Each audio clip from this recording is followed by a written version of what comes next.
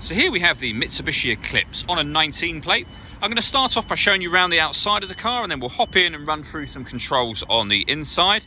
But from the outside, you can see that it's a 5-door car with alloy wheels and tinted windows. This car's also got an automatic gearbox. We'll start off inside the boot and then work our way around the rest of the car from there. So as we approach the boot, you'll see we have reversing sensors, plenty of boot space as well, along with that 60/40 split folding rear seat. And then if you lift this tray section up just here, underneath that, we've got even more storage should you need it, as well as the jack, etc. just there. Okay, so we're just going to work our way back round to the front of the car, and then we'll hop in and run through some controls on the inside. But now that we've done a full circle of it, you can see it's in excellent condition the whole way round.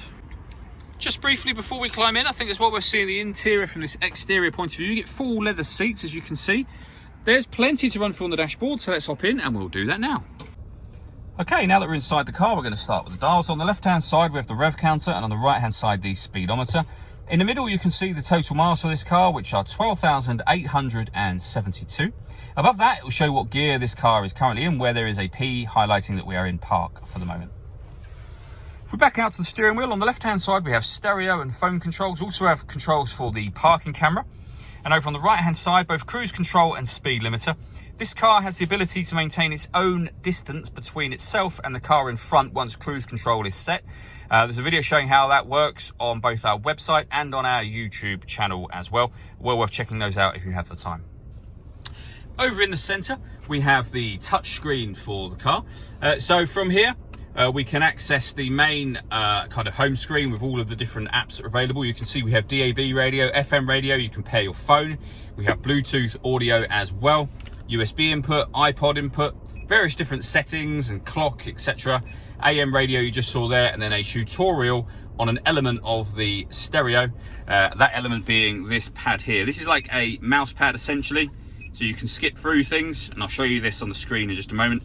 You can go to apps, home screen, audio, or you can use the back button just there, so you can use your left hand whilst you're driving.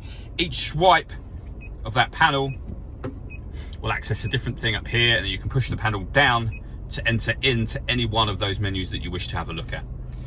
If we go back to the home screen for a moment, if I pop the car into reverse, you'll see this car has not only got a reversing camera, but it's got an overhead camera giving you a 360 view of the car's exact location at the moment. So it does make it very easy to park with this system.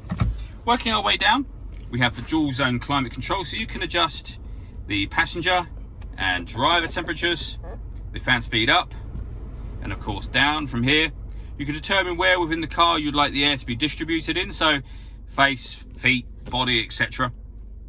We've also then got a heated rear screen just there. You can, if you wish to, once you've got this whole thing turned on, press that button to turn the air conditioning on, hit auto, and the car will now take full control to maintain those temperatures that you've asked for. So it'll increase and decrease the fan speed as it sees fit, and it will also take charge of where the air is being distributed from within the car as well. To override that, just readjust the fans at any point in time and change it back to whatever setting you want it on just there as well. You can see there we have 2 USB inputs and a 12-volt charging socket. The gear lever for the fully automatic gearbox.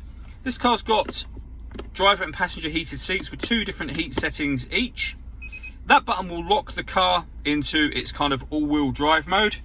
And then we've been through this panel already. And lastly, we have an electronic handbrake with auto hold function. The very last thing I wanted to run through are the 2 sunroofs you see on this car. The rear one has a sunblind that will open electronically. You can see me doing that now. Other than that, it's a fixed panel of glass, but it does let in a lot of extra light into the rear of the car. We can then open the front sunroof panel as well. And if you wish to, we can leave it like that. And obviously what that does is lets in a huge amount of light. It does make the cabin feel quite a bit bigger as well. But that front section will actually slide open, giving you a kind of traditional sunroof as well. All that leaves me to say is thank you for taking the time to watch this video. If you'd like to come and see the car in person and have a test drive, please feel free to call any of our MJA sites. We'd love to hear from you soon.